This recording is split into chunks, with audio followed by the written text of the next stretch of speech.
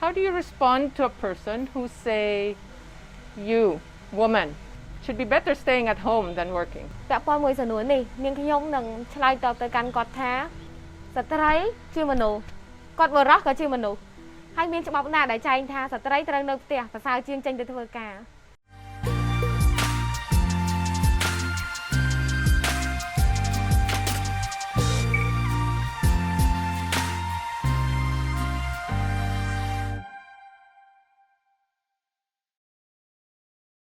Chimrip Sur. ជំរាបសួរ Chimrip Sur. Hello, Kao. Thank Ja. you for joining us.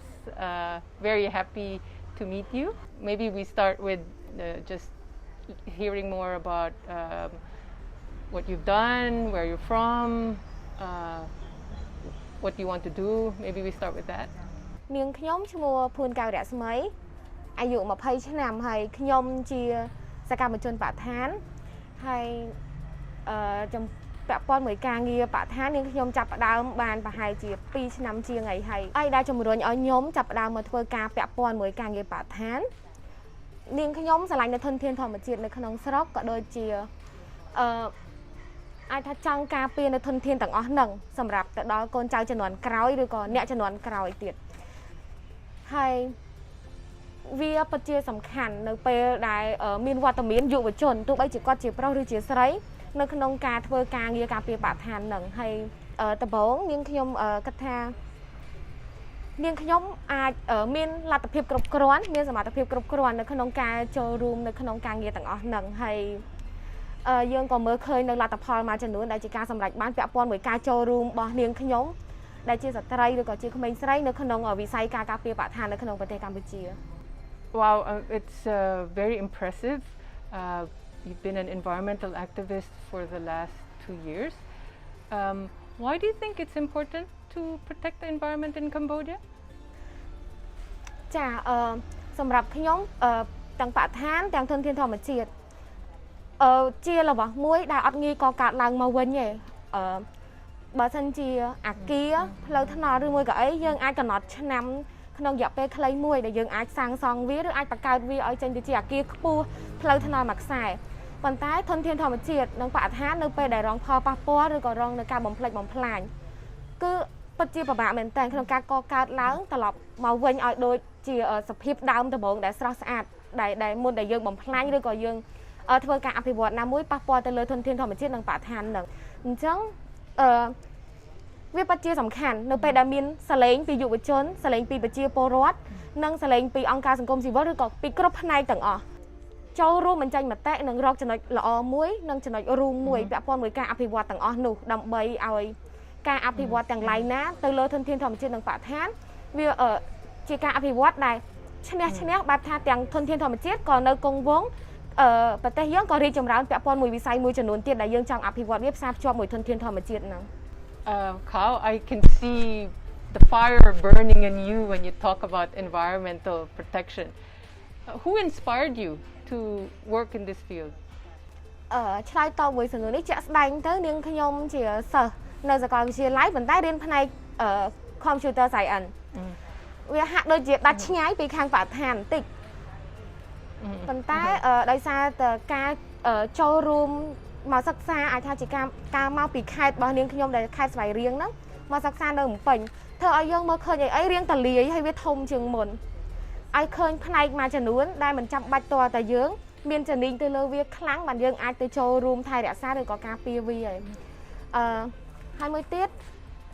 ពាក់ព័ន្ធមួយថាណាគេដែល inspiration ខ្ញុំនៅក្នុងការធ្វើកិច្ចការហ្នឹង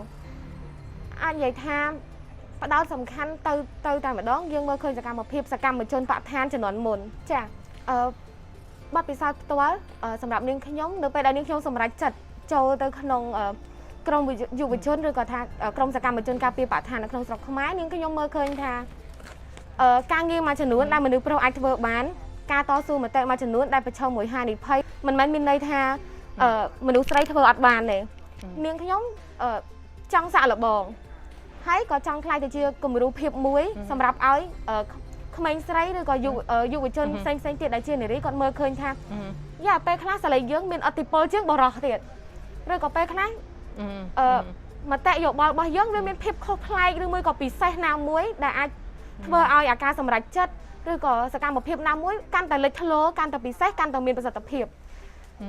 nhưng mà khơi tha ca châu rung bao niên nhóm cả đôi chia sẽ cam một chôn bạ than cho nón môn đại chia mình được say nó bắt chịu ban thơ ca pha đô mà cho nón bẹ pon muối là biệt vừa cá được pe đã krong muối miền tao mình được prong mền nhưng miền cùng đất ác ha lực động cao sật đây bản tích tới cho bẹ pon muối trong nói bị say mà cho nón đại dương mưa khơi tha ưu thế ho thân thiên thọ mà chiết nâng bà để thàn sạp cho mùi mình được sấy bài nào là đài pe khác chia cho nói đa mình được pro anh nực khơi như thang vì ở việc bắt chịp sai cho bài nâng men cho mùi mình được sấy phụ quát chia mình được pro thằng vấn tay được pe đại dương ưu thọ chưa mình được sấy mà nè được có pi nè châu tới khôn cho là nè nó được có châu tới khôn krong nằng dương chập đâm lực làng pi đồng rơi cá đây mình được sấy pi rồi biết mùi ná để ai thưa ai mình được sấy quát hiên mà châu rung thưa ca thằng nằng hay dương mình là khăn bị say ấy khá là sầm rập quạt để thưa ai quát mơ tới khơi tha ca châu rung bao quát bắt chiaสำคัญสำหรับกรมหรือมือก็quát bắt chia miềnอติปอลในขนมกาบรรจัยยกบ้าหรือก็การทำการต่อสู้เหมือนแต่ต่างอ้อนหนังอย่างใดไปครั้งมันดูเพราะก็อันนักเคยอาจจะหนักต่างอ้อนหนังให้อันอินสไปร์มันดูใส่เส้นตีหรือก็มาอะไรดอกไต้ก็จับอารมณ์เงี้ยมือการต่อสู้เหมือนแต่แบบพอมือปะทานนั่งไง How I also see that you're a pioneer not only in environmental activism but also in STEM. You said you're studying computer science. Are you still studying computer science at this time? ចំពោះការរៀនផ្នែកខាង STEM ខ្ញុំនៅតែបន្តរៀនហើយនាងខ្ញុំចាក់ស្ដែងទៅនាងខ្ញុំត្រូវបញ្ចប់ការសិក្សាឆ្នាំទី4នៅផ្នែកព័ត៌មានវិទ្យានឹងតាំងពីឆ្នាំ2020ប៉ុន្តែដោយសារតែនាងខ្ញុំត្រូវបានចាប់ខ្លួនហើយនាងខ្ញុំនៅពន្ធនាគារអស់14ខែហើយចេញត្រឡប់ពីពន្ធនាគារមកវិញអត់ទាន់អាចបន្តការសិក្សាបានទេព្រោះខាងសាលាគេបានចាប់ផ្ដើមមុនអញ្ចឹងនាងខ្ញុំត្រូវចាំរហូតដល់ខែ7ឆ្នាំ2022ទើបអាចចូលរៀនឆ្នាំទី4ឡើងវិញ Okay, and how do you see women students in computer science? Do you actually see any similarities in environmental activism, and how could we encourage more women to study STEM? ចាចំពោះការចូលរួមរបស់ស្ត្រីនៅក្នុងការចាប់ផ្ដើមសិក្សាពីបច្ចេកវិទ្យាឬក៏អីទាំងអស់ហ្នឹងយើងមើលឃើញថានៅតែមានខ្វះខាតឬក៏តិចជាងបរិសុទ្ធចាក់ស្ដែងជំនាន់ដែលខ្ញុំចូលរៀនឆ្នាំទី1ហ្នឹង2017ចូល2018ឆ្នាំទី1ហ្នឹងនៅក្នុងថ្នាក់អាចថាមានតែ8នាក់ឯងដែលជាសិស្សស្រីហើយសិស្សសរុបទាំងអស់50នាក់ជាងអញ្ចឹងមានន័យថាដូចជាបានតែ10% ជាងហើយនៃចំនួនសិស្សសរុបហើយយើងមើលឃើញថាទាំងវិស័យការតស៊ូមតិពាក់ព័ន្ធមួយបរិស្ថានហើយនិងវិស័យបច្ចេកវិទ្យានៅក្នុងស្រុកខ្មែរនៅតែមានកង្វះខាតពីការចូលរួមរបស់ស្ត្រីនៅក្នុងហ្នឹងចា៎ What do you think are stopping women from getting involved the same way you have been involved in environmental activism and advocacy as well as in technology, because I think these are the two biggest challenges that this generation and the future generation needs to be able to find solutions for. Otherwise,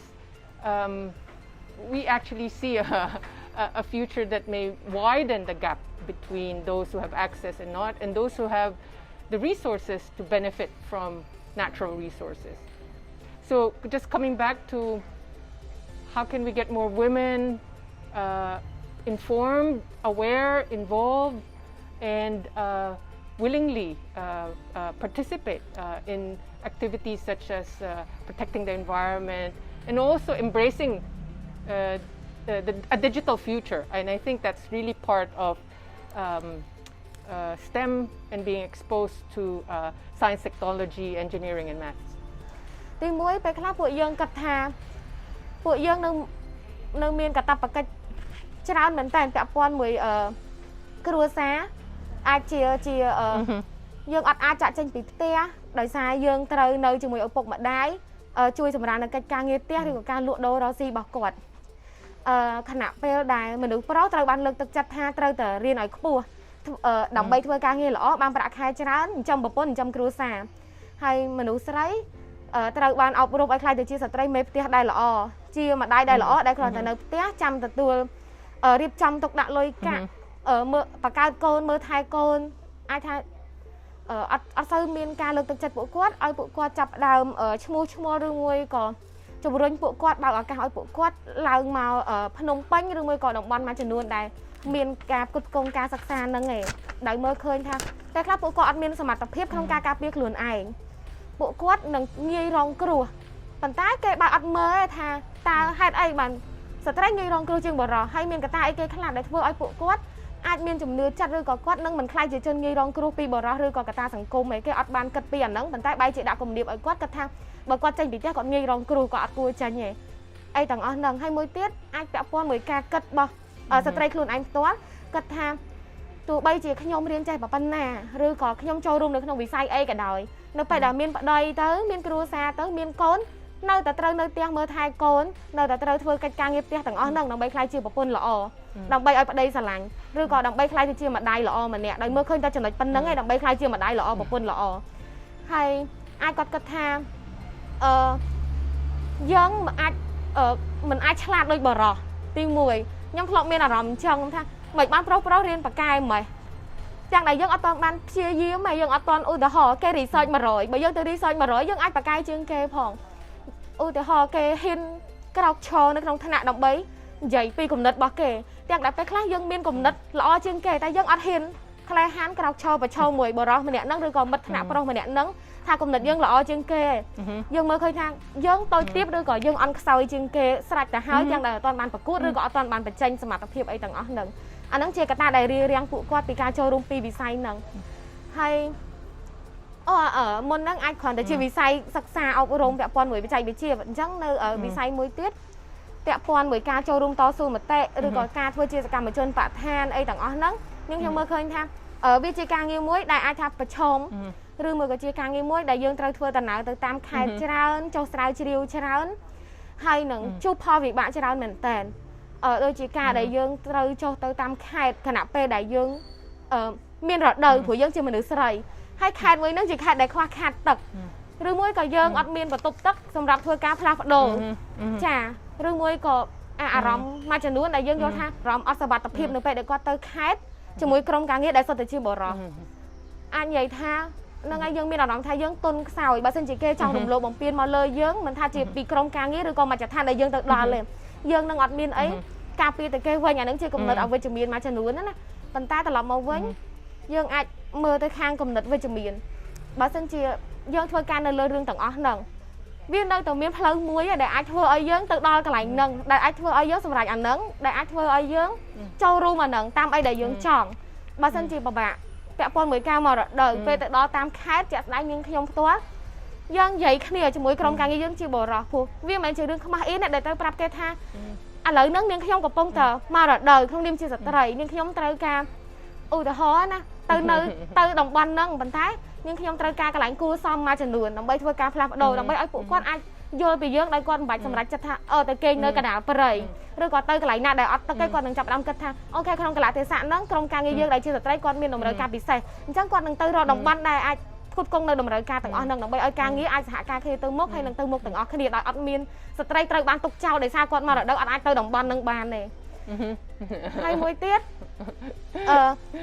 ហេតុអីបានយើងសម្រាប់ចាត់ចោលទៅធ្វើការនៅក្នុងក្រុមហ្នឹងប៉ុន្តែយើងមាន negative thinking ពាក់ព័ន្ធមួយក្រុមការងារយើងថាបើយើងទៅដឹងគេធ្វើបាបយើងបើយើងទៅដឹងតែគេរំលោភបំពានយើងបើយើងទៅដឹងគេគៀបសង្កត់យើងឲ្យប្រុសឡើងច្រើនហើយយើងស្រីតែម្នាក់ឯងខ្ញុំគិតថា positive thinking ជួយខ្ញុំច្រើនមែនតើខ្ញុំគិតថាក្រុមការងារខ្ញុំគាត់សប្បាយចិត្តណាដែលកន្លងមកមានតែប្រុសឲ្យហ៊ានធ្វើការហ្នឹងនៅពេលដែលមានយើងគេផ្ដល់តម្លៃឲ្យយើងគេនឹងព្យាយាមពេលខ្លះយកចិត្តទុកដាក់មួយយើងច្រើនជាងក្រុមការងារប្រុសដទៃគេនឹងព្យាយាមផ្ដល់ភាពកក់ក្ដៅមកឲ្យយើងដើម្បីកុំឲ្យយើងឈប់ពីកន្លែងការងារហ្នឹងហើយគេនឹងជួយអាចថាបើសិនជាមានជោគជ័យគេនឹងរុញយើងទៅមុខបើសិនជាបរាជ័យឬក៏ត្រូវទំនួលខុសត្រូវនៅលើបញ្ហាណាមួយគេនឹង keep យើងវមទៅក្រោយខ្នងគេនឹងជារបាំងការពារពួកយើងពីឧបសគ្គទាំងឡាយណាដើម្បីអាចឲ្យយើងនៅតែចូលរួមជាមួយក្រុមនិងអាចឲ្យយើងសម្រេចទៅបានទាំងអស់គ្នា Thank you Kao for sharing all of that. You answered basically going into the root causes of gender inequality. It starts in the family and in the values that our family prioritizes. And I think for me personally as well, gender equality starts at home. gender equality starts with the family, and how opportunities in the family, particularly in education, is really provided equally. And I think you touched upon this. The second thing that I heard from you was being made to feel inferior with your peers, not being confident enough to share your opinion as a woman when your peers, fellow students, can just speak their opinions. And I think here what I take away is that how peers, how our society can also be part of this change. And you talked a lot about that when you said, when the men in your environmental group, when you feel safe in telling them that you have your period, you need clean water and safe space to be able to, keep your hygiene. This is really, I think, coming back to family as well. If boys and men are raised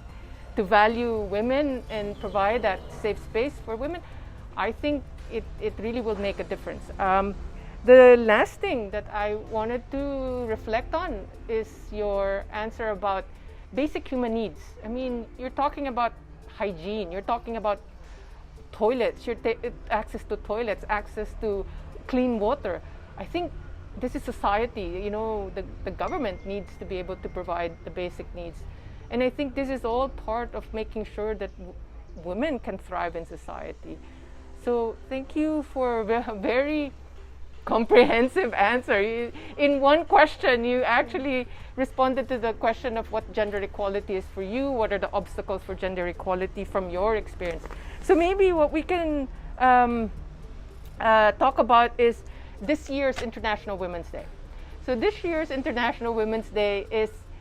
about sustainable tomorrow. What for you is sustainable tomorrow? I think I know what it is, but I want to hear it directly from you. Sustainable tomorrow from the perspective of celebrating International Women's Day. សម្រាប់នាងខ្ញុំក្នុងនាមជាក្មេងស្រីឬក៏ជាស្ត្រីនាងខ្ញុំមើលឃើញថាអនាគតដែលប្រកបដោយចីរភាពគឺជាអនាគតមួយដែលបុរសនិងស្ត្រីទទួលបានសិទ្ធិស្មើគ្នាទទួលបានមិនថាទាំងការការពារការចូលរួមការធ្វើការសម្រេចចិត្តទាំងសាធារណៈសង្គមឬក៏ឯកជនទេពួកគាត់ទទួលបានទាំងអស់នឹងស្មើគ្នាហើយបើពាក់ព័ន្ធជាមួយនឹងខាងsustainable tomorrow ទៅខាង environment វិញសម្រាប់នាងខ្ញុំមើលឃើញថាធនធានធម្មជាតិទាំងអស់ឬក៏បរិស្ថាននៅក្នុងប្រទេសកម្ពុជាឬក៏លើពិភពលោកនឹងនៅតែមានភាពស្រស់ស្អាតនឹងមានតែភាពបៃតងមិនថាមានអាគាររីកលូតលាស់ប៉ុណ្ណាបច្ចេកវិទ្យាដើរដល់ណាប៉ុន្តែធនធានធម្មជាតិនៅតែត្រូវបានដាំដុះបន្តហើយធនធានធម្មជាតិចាស់ៗនៅតែត្រូវបានអភិរក្សហើយមានបរិស្ថានមួយដែលអត់មានផ្លាស្ទិកគំនរផ្លាស្ទិកមួយក៏គំនរសម្រាមគ្រប់ទីកន្លែងអានោះសម្រាប់ផ្នែកបរិស្ថានដែលជាការងាររបស់នាងខ្ញុំដែលខ្ញុំមើលឃើញថាវាជាអនាគតប្រកបដោយចីរភាពចា I think many people share your dream for a sustainable tomorrow. Definitely no plastic, a beautiful green environment and equal rights for all. Thank you very much for sharing that. How do you think about sustainable tomorrow also? Yeah. Good question. I actually have been thinking a lot about this because I'm a mother, first and foremost, before being a resident coordinator for the United Nations. Family is very important to me. In the same way, I heard from you that it's important to have equal opportunities in the family. It's also how I want to bring up my family. I have 2 sons. I have 2 teenage boys, and I wanted them to be feminist. So I educate them. I expose them to all of these issues, and really want them to care for the environment, care for treating everybody equally, being open to diversity, and I think I made progress a lot on that, and I think my measure of success will be when I see how my boys are responsible citizens in the future. That for me is sustainable tomorrow. But in my work, I see sustainable tomorrow as moving forward on achieving the commitments of governments to the Agenda 2030 for Sustainable Development. It's important because it takes everybody to make progress. Only one person, you feel that your results are not going to be sufficient, but if you have 2, 3 more, you feel that you're doing more, but you actually require society and others to stand in solidarity with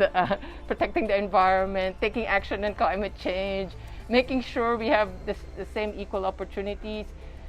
giving peace a chance. I'm thinking a lot right now about Ukraine and what's happening in Ukraine. And I'm really concerned about that because our own sustainable tomorrow is at the risk because the Charter of the United Nations is not being upheld. When the Charter was a commitment of all the countries of the UN to stop war and really uphold peace. So that for me is sustainable tomorrow. Now it's time for our surprise question. Okay. Kao, how do you respond to a person who say, you, woman, should be better staying at home than working? សម្រាប់នាងខ្ញុំពាក់ព័ន្ធមួយសំណួរនេះនាងខ្ញុំនឹងឆ្លើយតបទៅកាន់គាត់ថាស្ត្រីជាមនុស្សគាត់បរិសុទ្ធក៏ជាមនុស្សហើយមានច្បាប់ណាដែលចែងថាស្ត្រីត្រូវនៅផ្ទះប្រសើរជាងចេញទៅធ្វើការហើយយើងជាស្ត្រីគួរតែឆ្លើយតបឲ្យដោយបង្ហាញថាការចូលរួមរបស់យើងពេលខ្លះអាចសំខាន់ជាងបរិសុទ្ធម្នាក់នឹងទៀតព្រោះឥឡូវគាត់ចាប់ផ្ដើមអត់ឲ្យតម្លៃយើងមុនហើយប៉ុន្តែមិនមានន័យថាយើងឆ្លើយតបដោយការសងសឹកទៅឲ្យតម្លៃអត់ឲ្យតម្លៃគាត់ទេប៉ុន្តែគាត់តែយើងនិយាយថាពេលខ្លះការចូលរួមរបស់ខ្ញុំវាសំខាន់ជាងបរិសុទ្ធមួយចំនួនផងដែរមានគំនិតដូចជាលោកឬមួយក៏អីអញ្ចឹងហើយសម័យហ្នឹងហើយគំនិតហ្នឹងវាជាគំនិតដែលចាស់គំរិលមែនតើក្នុងការលើកមកនិយាយជាមួយមនុស្សស្រីព្រោះនៅពេលនេះណាគេក៏យល់ដឹងពាក់ព័ន្ធមួយសមភាព gender ដូចគ្នាហើយ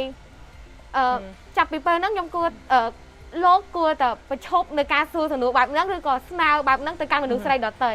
ខ្ញុំយល់ថាវានឹងអាចផ្ដល់តម្លៃទៅលើលោកច្រើនជាងលោកសួរសំណួរទាំងអស់ហ្នឹងមកកាន់មនុស្សស្រី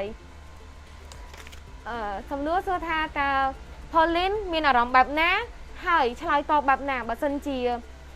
ក្រុមការងាររបស់ Pauline ដែលជាបុរសឬមួយក៏បុគ្គលិកដែលនៅក្រោមបង្គាប់របស់ Pauline ជាបុរសគាត់អត់ផ្ដល់តម្លៃឲ្យ Pauline នៅក្នុងតួនាទីដែល Pauline កំពុងតែធ្វើរាល់ថ្ងៃ In cases like this, I usually know that there's something else aside from my authority. It's usually either there's insecurity on the other person's part, and what I do is I sit the person down and talk to this person and try to understand where he or she is coming from. Usually it's a he, but it's not out of question that some women may also question my authority. So try to understand what this is all about and try to resolve that. And from there, build the trust and build better relationships. I think for me, this is usually not my problem. It's the problem is with the other person. But if it happens often enough, I will need to question my own self and